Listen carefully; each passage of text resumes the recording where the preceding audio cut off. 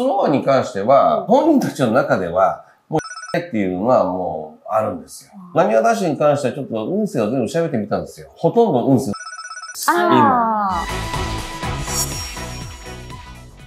お父さん、はい。私もね、もう残りわずか、本当。紅白歌合戦のいよいよ時期なんですけども、まあ、旧ジャニーズ事務所からはもう、どのグループも出場しないってことが決定した。まあ予測してたけどね。はい、みたいで、やっぱこう、そのね、事務所からの脱退も相次いでるじゃないですか。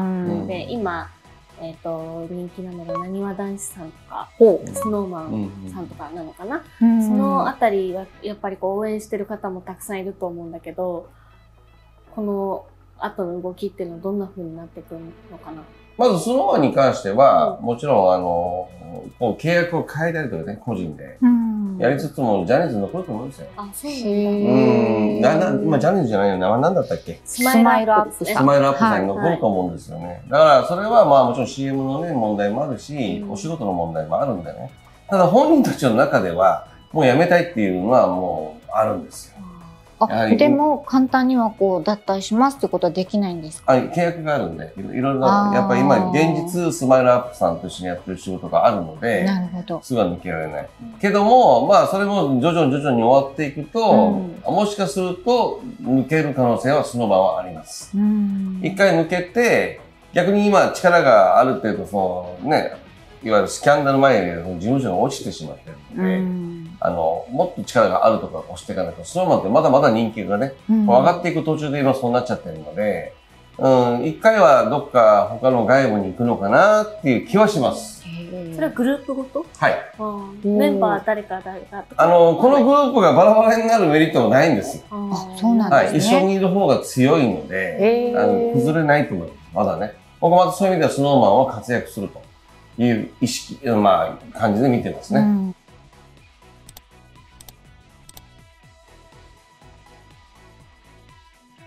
なにわ男子はどうですか？最近スキャンダルも相次いでるそうなんですけど。まあもちろん、その事務所が守らなくなったっていうのもあるけども、実はね、関西ってね、基本的に関ジャニもそうだったけども、トラブル実は多いんですよ。というのは、いわゆるその、ファンとの距離が短くなっちゃう。で、それって通常事務所がちゃんと守るんですけども、やはり事務所東京じゃないですか。でなおかつもちろん関西にも営業所ありますけど、なかなか守りきれないんですよね。で、まあ、なにわ男子さんにしても、関ジャニも、前の関ジャニにしてもそうですけど、今じゃないですよ。昔の関ジャニの話です。その時は、やはり、その、スキャンダル多かったと思うんです。それをやはり事務所がもみ消してたっていうか、まあ、ある程度間に入って、収めてたはずですけども、抑えなくなった瞬間からドバンと吹き出したっていうのと、あとは、なにわ男子に関してはちょっと運勢を全部調べてみたんですよ。あ、個人のですか？はい。ほとんど運勢最悪です。今。なるほど。だからもう持たないかなっていう。もっとひどくなると思います。はい。もっとスキャンダルがどんどん出ると思います。出てくるんですか？まあだからまあそれはまあもちろん皆さん自分たちでやられたことですし、まあやられた側としてもね、やっぱやった側としても、それぞれご意見はありますけどね。まあグループとしてはちょっと厳しいのかな。なるほど。対処すると思います。はい、なにわ男子。まあ対処せざるを得なくなる。かなっていう気はしますよね。まあこの、やはりね、その問題って、まだまだだから他にも大御所の人たちっていうか、中堅っていうかね、残られている方々もいますが、まだ脱退出てくると思いますよ。他にもね。そうですよね。なかなかね。